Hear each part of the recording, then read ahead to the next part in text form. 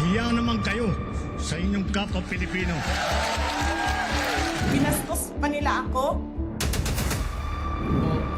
What is the law and what Pakinggan ng proceeds of the illegal drug trade ng Duterte. The law enforcement, the highest law enforcement official being head of PNP. Yeah. Now you're hiding this scoundrel, this fugitive. What is your assessment po of the ongoing case of our former President Duterte sa ICC and also VP Sara's impeachment trial sa Philippines? Kasi yan yung parang nakikita ko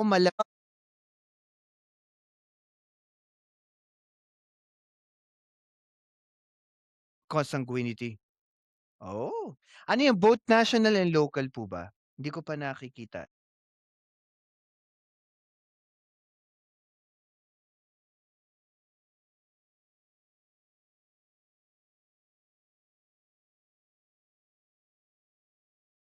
Or pagboboto.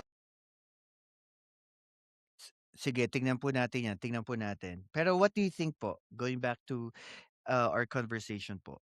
What do Okay. you foresee? Okay. So, ang hirap kasi both of them ngayon may kaso.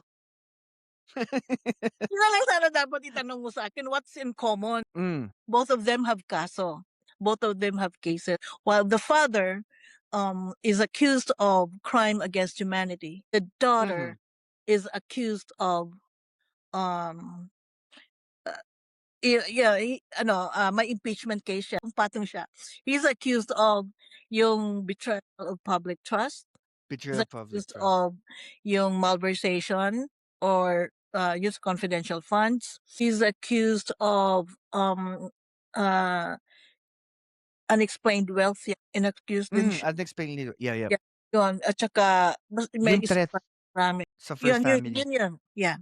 Okay. Pareho sila ngayon. So ano masasabi ko? I wouldn't say, kasi may iba kasi nagsabi dyan na good luck Philippines. Pero ang gusto ko lang sabihin is this time, for the electorate, for the public, populace, for the mass, for the common tao, for us.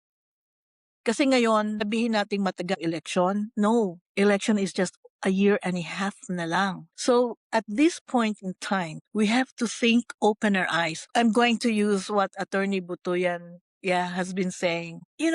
Let's think of our country. Huwag na nating isipin yung ating political affiliation. Yun first and foremost. Kasi kahit na sabihin mong vlogger tayo pro-admin. If yung administration na to gumagawa ng something which is hindi naman nakasang-ayon doon sa ating konstitusyon, syempre we will say something about it. Pero hangga't wala, suporta. So yun lang naman ang dapat nating gawin. Let's support our president. Let's think na this coming 2028 natin lahat ng ginagawa ng ating president for the good of the Filipino people, from the stomach, food, dun sa kaanyuhan, health, after that trabaho, after that ano pa ang gusto nyo from the president? Health nyo may mga zero payment tayo ngayon dyan, which was so far dun sa nangyari before. And this is despite of the problems na he is encountering right now dun sa kanyang legacy to stop corruption.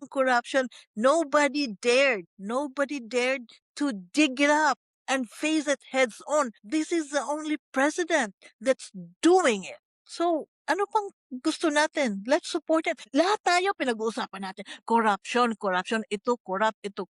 Here comes the president who is spearheading right now to stop corruption. Why are we not supporting? Why are we telling it na because pagtatakip lang sa sarili? That's bullshit. No, you don't do that.